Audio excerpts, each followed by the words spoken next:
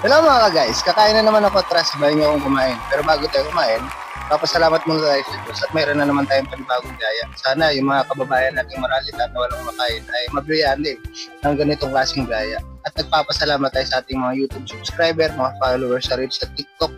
Saludo po ako sa inyo. At kung bago ka lang sa aking channel, don't forget to like, share, subscribe. At click mo na rin ang notification bell para lagi ka updated sa ating mga bagong pagkain. So tara, let's go mga ka-guys, kain tayo.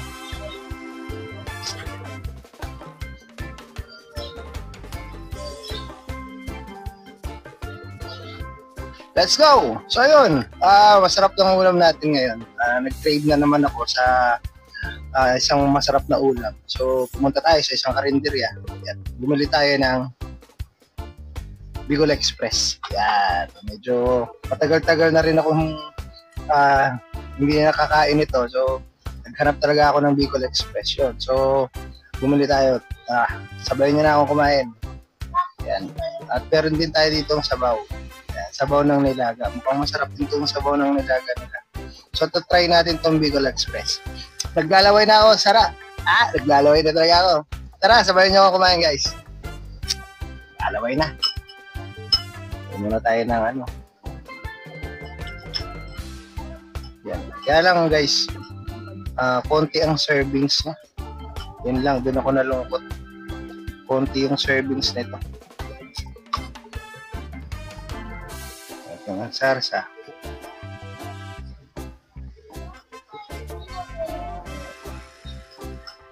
Yan, taba yung masarap. Sili. Sili guys. Konti lang talaga yung servings niya guys. Yan, meron pala tayong pati sili kalamansi dito guys. So, tara, let's go. Talagang nabubulol na ako sa ano. Nabubulol na ako sa gutom. Masarap Testingin natin guys. Sausaw natin sa pati sili, kalamansi para mas maanghang. Unang subo para sa inyo mga guys. Sarap. Perfect na to guys. Sarap.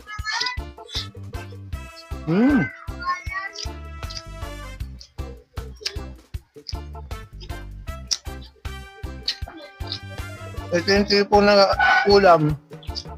Pag konti ang servings, mapaparami ang kain mo. Kasi malasa siya. Sabaw. Sarap din ng sabaw. Sabaw ng ano, nilagang baboy. May gulay.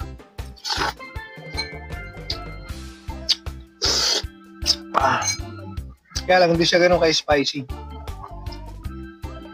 Hindi kagaya ng ibang mga Bicol Express talaga. Paanghang. Ito hindi. Nalagyan ko na ng sili guys para, sili Lagyan natin ng sili. Para mas spicy.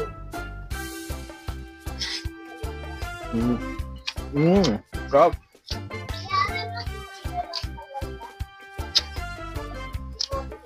Mas kumanghang nga. Sarap.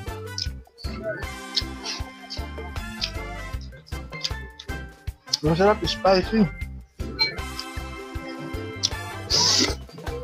Ang sarap na sabaw.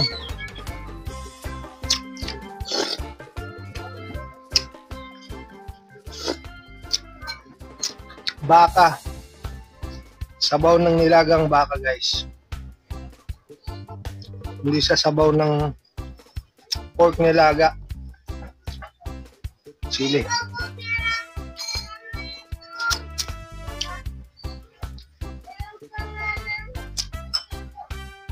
Tama. Ito nga yung ulam na konti ang servings. Pero mapaparami kain mo.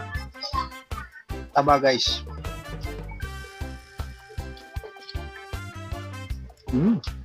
Taba.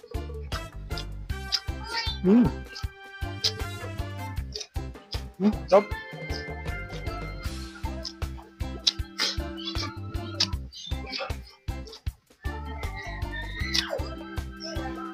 Ang sarap ng sabaw.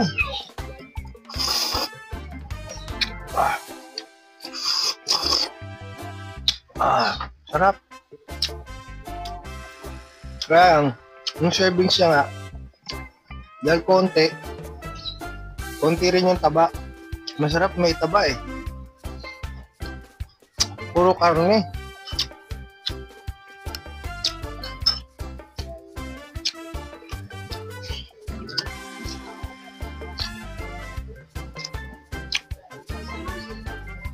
Sili guys.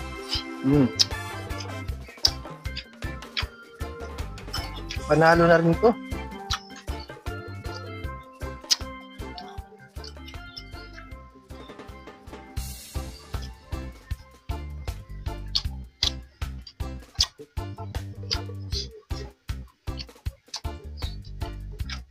Konti pa lang ang ulam na lalagay ko pero ubos ng kanin ko. Malakas sa kanin.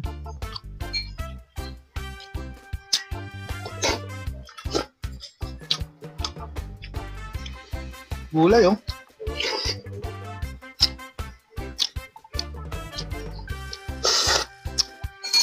Panalo.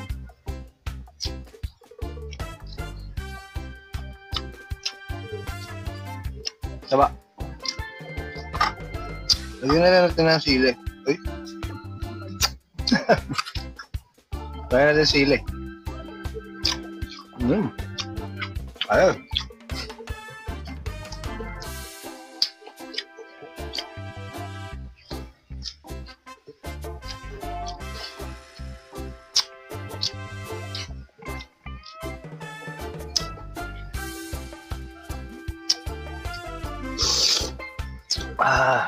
Hanep, sarap.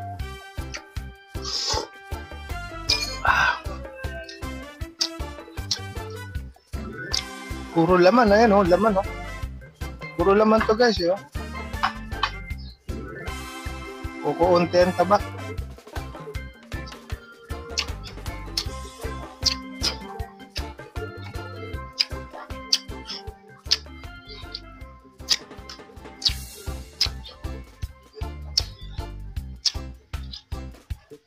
Okay. Usarap ng kanin. So magdadagdag tayo ng kanin. Rice pa more. Pangalawang cup ng rice guys. Ayaw po. Yun.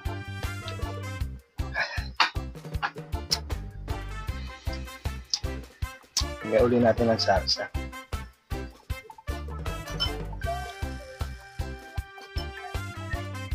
Ayos.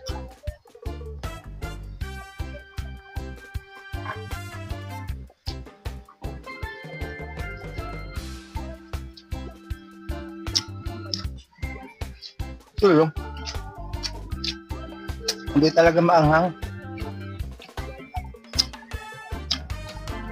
Hindi maanghang yung Bicol Express niya. May mga Bicol Express talaga na maanghang. Pero dahil lutong karinderya siya, hindi nila ganun inaanghangan.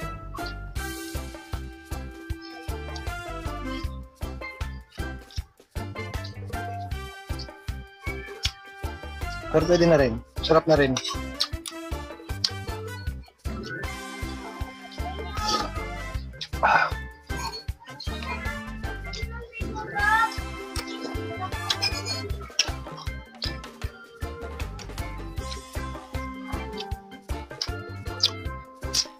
So guys, taba.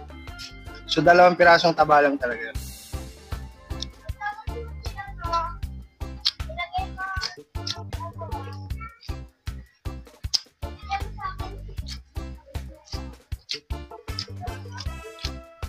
Sarap din yung sabaw ng nilagang baka. Ang kanina ko pa iniisip, sabi ko balasa. Baka pala yun guys.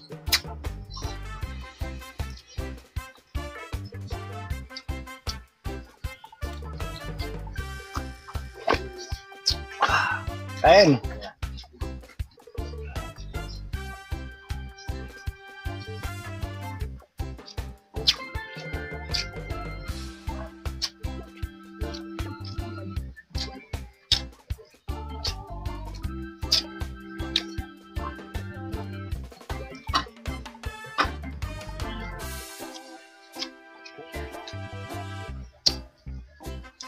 natin ng sarsa.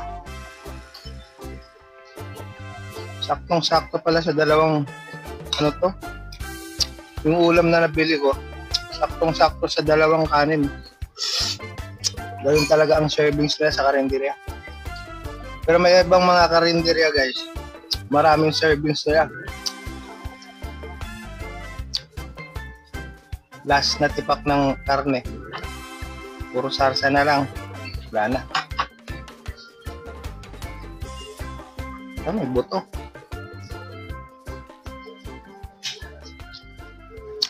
Buto pala yun. Excuse me po.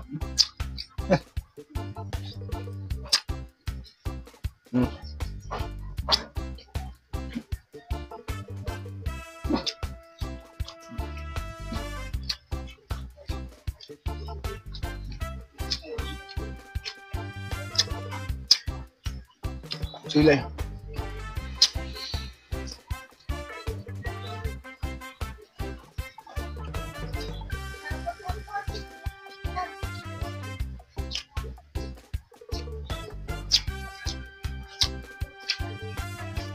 Up. Perfect na rin.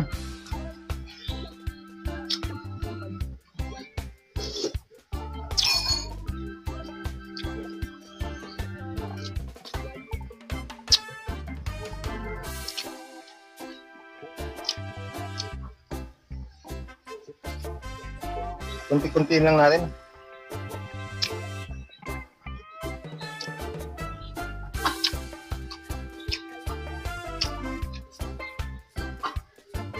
Anong ulam eh?